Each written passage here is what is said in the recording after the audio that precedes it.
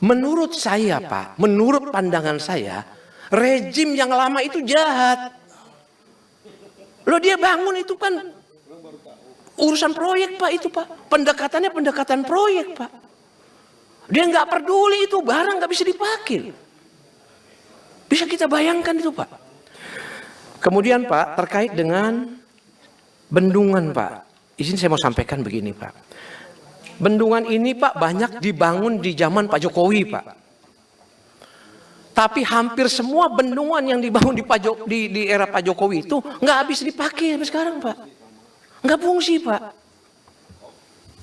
Nggak ada jaringan irigasinya. Saya izin bukan menyalahkan Pak Menteri atau Pak Dirjen baru Pak. Jangan Pak. Ini cerita lama Pak. Semua perencanaan. Contoh Pak di Bendungan Tanju yang Bapak datangi itu Pak. Bapak bayangkan kita keluar duit 1, sekian triliun Pak. Ada 2 bendungan Pak. Sampai sekarang nggak bisa dipakai. Dan tanahnya bermasalah. Betul kata Pak Dirjen. Saya begitu datang Pak. Langsung Pak. Ditumpukin sertifikat sama masyarakat. Saya datang sama PLT Direktur Irigasi. Pak Yos mana Pak Yos? Saya datang sama beliau Pak. Nah. Menurut saya Pak. Menurut pandangan saya. Rejim yang lama itu jahat.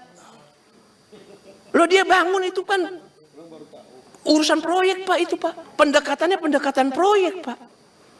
Dia nggak peduli itu barang nggak bisa dipakai. Bisa kita bayangkan itu Pak.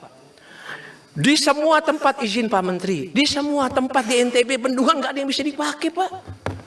Karena nggak ada jaringan irigasinya. Nah ke depan Pak Menteri, Bapak harus selektif Pak.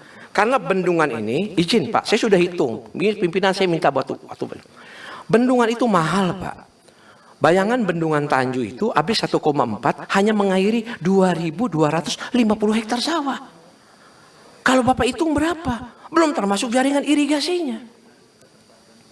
Kecuali Bapak bisa kaitkan bendungan itu untuk 1, termasuk pengendalian banjir di situ. 2, bisa masuk spam di situ. 3, bisa masuk perikanan di situ. 4, bisa masuk untuk pariwisata Pak Menteri.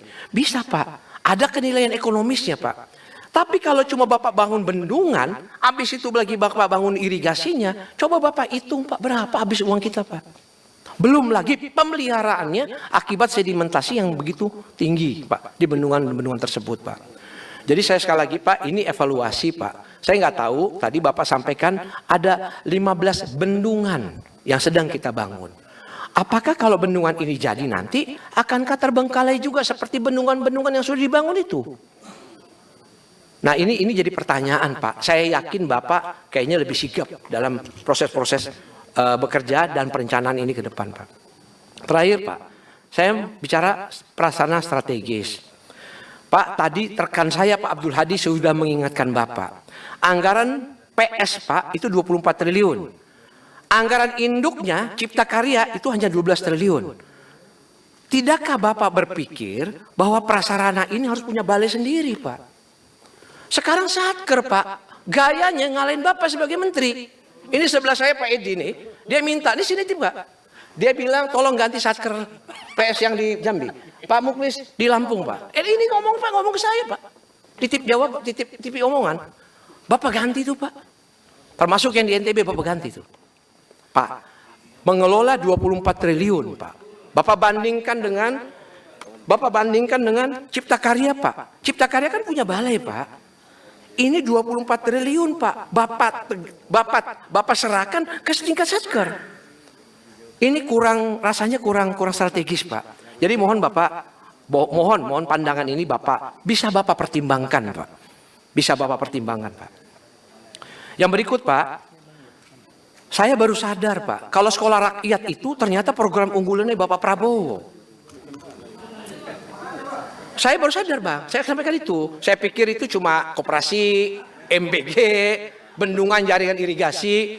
Ternyata SR ini Pak, ini programnya presiden strategis dan ada di sarana strategis. Pertanyaan saya, tahun 2026 di mana aja Pak? Berapa buat NTB Pak? Itu pertama. Pak Mori bisa dipersingkat. Iya Pak, izin satu lagi Pak. Soalnya ada hal baru Pak, tadi belum disinggung sama semua. 2 menit Pak, izin. Saya mohon itu Pak. Saya mencatat Pak Menteri dan saya tidak menyalahkan Bapak bahwa di beberapa tempat SR ini gagal tender. Saya mau menyatakan bahwa kenapa ini gagal, ini wajar, ini barang baru. Apa yang terjadi di Maluku Utara, apa yang terjadi di Jawa Timur, di Banten, Jawa Barat 1, Gorontalo, Papua.